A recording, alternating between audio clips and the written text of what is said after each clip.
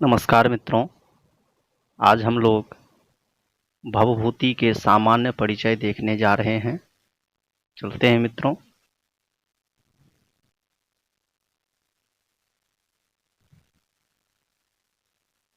भवभूति के संबंध में कहा जा रहा है,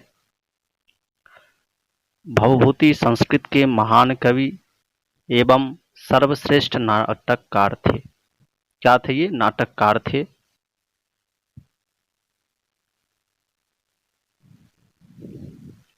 उनके नाटक कालिदास के नाटकों के समतुल्य माने जाते थे। इनके जो नाटक था वह कालिदास के समतुल्य माना जाता था।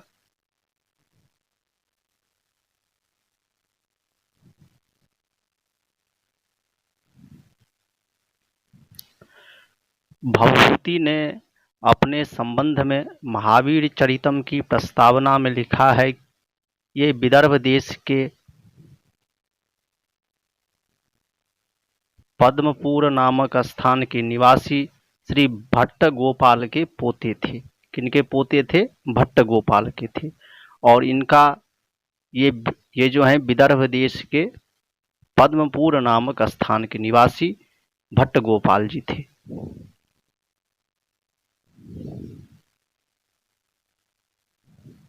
इनके पिता का नाम नीलकंठ और माता का नाम जातुकर्णी था। अर्थात भवभूति के जो पिताजी का नाम क्या था? नीलकंठ था और माता का नाम जातुकर्णी था। इन्होंने अपना उल्लेख भट्ट श्रीकंठ पच्छलांछनी भवभूतिर नाम से किया है।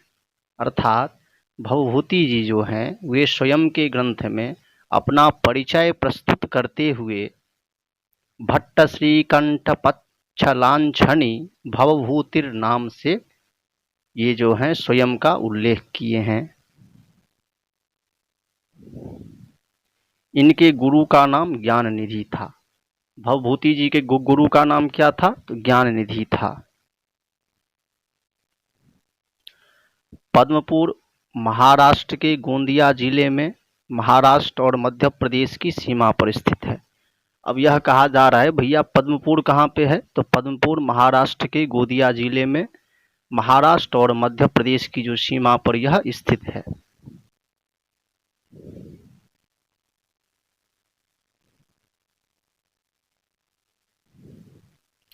अब भैया यहाँ पे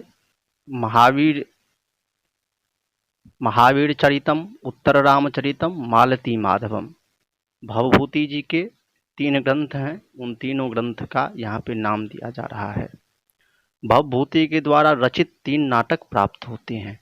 इनके द्वारा 3 नाटक लिखा गया है, जिनमें महावीर चरितम, उत्तर रामचरितम, मालती माधवम, ये 3 इनके नाटक हैं। अब महावीर चरितम का परिचय प्रस्तुत किया जा रहा है। महावीर चरितम में राम विवाह से लेकर राज्याभिषेक तक की कथा निबद्ध की गई है। कवि ने कथा में कई काल्पनिक परिवर्तन किए हैं, जिनसे चिर परिचित राम कथा में रोचकता आ गई है। यह वीर रस प्रधान नाटक है। उत्तर रामचरितम। अब उत्तर रामचरितम का संक्षेप में परिचय प्रस्तुत कर रहे हैं। संस्कृत साहित्य में करुण रस की मार्मिक अभिव्यंजना में यह नाटक सर्वोत्कृष्ट है। इसमें 7 अंकों में राम के उत्तर जीवन को जो अभिषेक के बाद आरंभ होता है चित्रित किया गया है, जिसमें सीता निर्वासन की कथा मुख्य है। अंतर यह है कि रामायण में जहाँ इस कथा का पर्यवसान सीता का अंतर्धान शोकपूर्ण है, वहाँ इस नाटक की समाप्ति राम सीता के सुखद मिलन से की गई है। मालती माधवम। अब मालती माधवम की संक्षिप्त परिचय प्रस्तुत किया जा रहा है। अब कह रहे हैं भैया मालती माधवम में कितने अंक है? तो कहते हैं मालती माधवम में 10 अंक है। और यह क्या है? तो प्रकरण है, अर्थात रूपक का ही एक भाग प्रकरण है, जिसमें मालती और माधव की कल्पना प्रसूत प्रेम कथा है, और मालती माधव का जो है क्या है, कल्पना प्रसूत प्रेम कथा, अर्थात कोई सी ग्रंथ से नहीं लिया गया है, यह कवि का स्वयं का कल्पना है।